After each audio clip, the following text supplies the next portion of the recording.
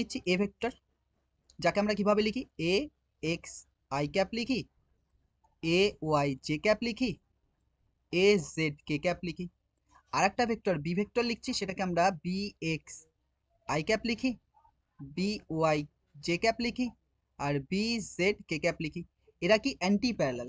Anti parallel মানে বোঝা গেছে, যাদের ডাইরেকশন কি হবে, আলাদা হবে। ম্যাগনেটিউড, একটা ম্যাগনেটিউড অন্যটার কি স্কেলার গুণফল হবে, স্কেলার গুণিতক হবে, মানে একটা যদি 2 হয় আর একটা 1 হবে, এরকম স্কেলার বা ভগ্নাংশেও আসতে পারে, ফ্র্যাকশনেও আসতে পারে। তাহলে এখান থেকে এ ভেক্টর আর বি ভেক্টর কি অ্যান্টি প্যারালাল, এ ভেক্টর আর বি ভেক্টর কি হবে অ্যান্টি প্যারালাল। অ্যান্টি প্যারালাল মানে বিপরীত, অ্যান্টি প্যারালাল।